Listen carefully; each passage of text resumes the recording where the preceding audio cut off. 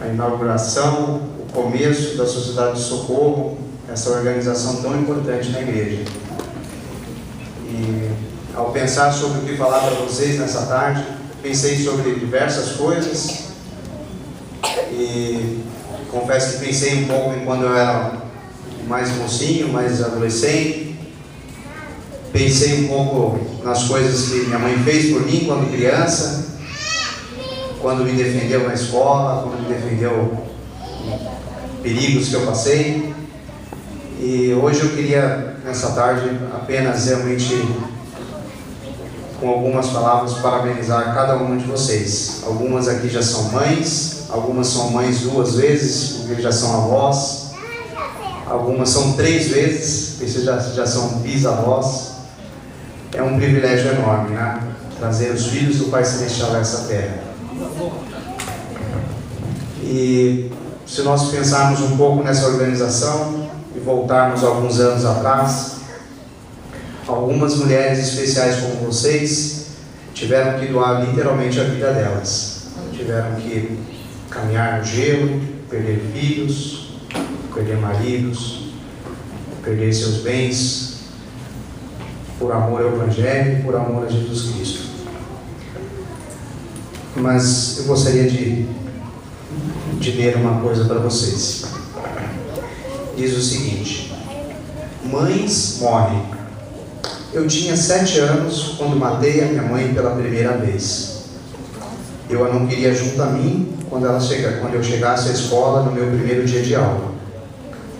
Eu me achava forte o suficiente para enfrentar os desafios que a nova vida me traria.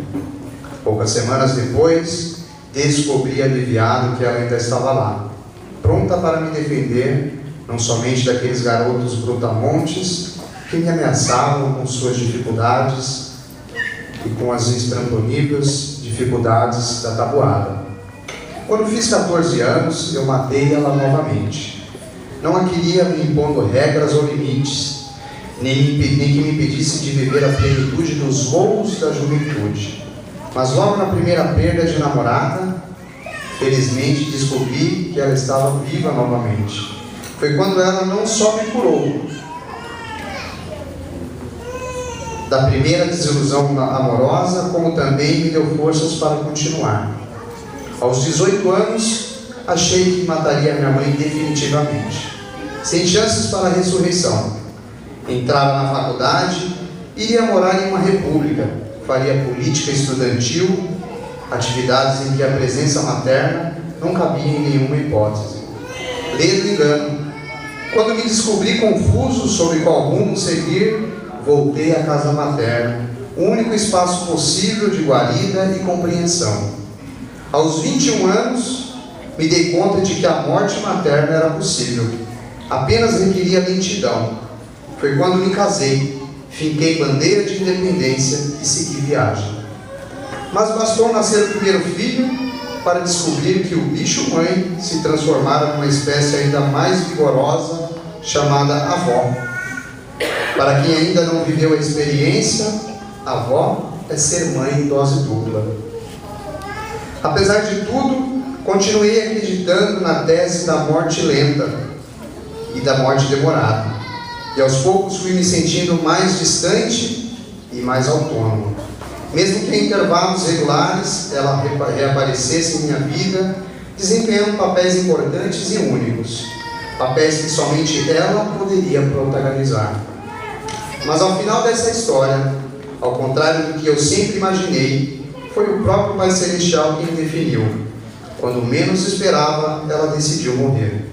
Assim, sem mais nem menos, sem pedir licença ou permissão, sem data marcada ou ocasião para despedida. Ela simplesmente se foi, deixando a lição que mães são para sempre. Mãe ou mulher, palavra pequena, mas com um significado infinito, pois quer dizer amor, quer dizer dedicação, renúncia a si próprio, força e sabedoria. Ser mãe não é só dar à luz, e sim participar da vida de seus frutos, gerados ou criados. É ser amiga, é ser professora, é ser enfermeira, é ser uma conselheira, ser cozinheira, ser defensora, aquela que sempre nós poderemos contar. É tudo isso e algo mais. Realmente não tem como, talvez, alistar todas as palavras que pudesse dizer às mulheres. E cada um de vocês tem uma participação especial na vida do esposo, dos filhos, em especial no plano que o Pai Celestial criou. Vocês são a parte fundamental de trazer os filhos deles a essa terra. Obrigado por cada um de vocês. As esposas de bispos, que tanto apoiam seus maridos.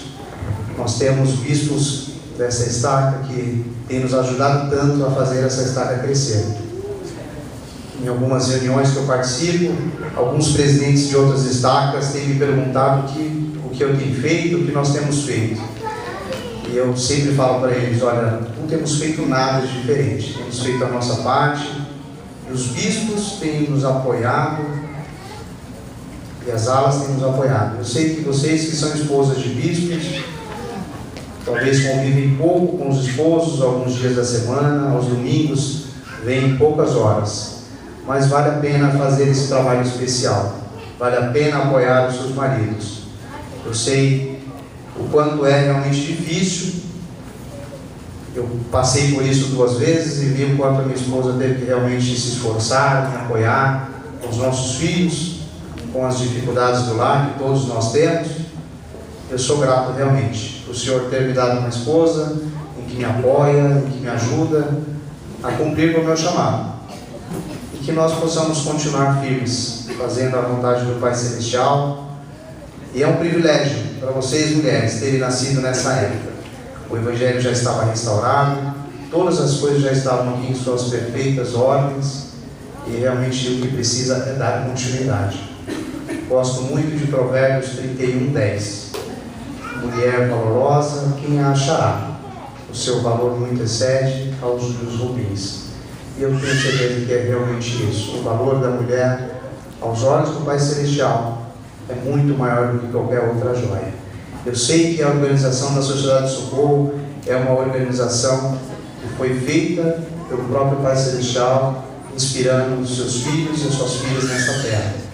E que vocês realmente são parte fundamental deste Evangelho. Que nós possamos continuar firmes para um dia voltarmos a viver com Deus e cumprirmos então com esse plano que Ele traçou. Eu sei que Jesus Cristo vive, que Ele é o cabeça dessa igreja. Nós temos um Pai Celestial que nos ama, que criou um plano especial para que nós pudéssemos vir a essa terra. E sei sem sombra de dúvida que nós somos filhos especiais dele, pois Ele mesmo disse que os melhores filhos dele Ele reservaria para nascer na última dispensação. É tão bom saber que o Pai Celestial nos considera como filhos especiais. Eu sei que nós temos um profeta e que ele conversa com o Senhor e que traz a vontade dele aos nossos dias, e que se nós ouvirmos as vontades dele e fizermos a nossa parte, nós seremos abençoados. Obrigado mais uma vez por tudo que vocês têm feito, e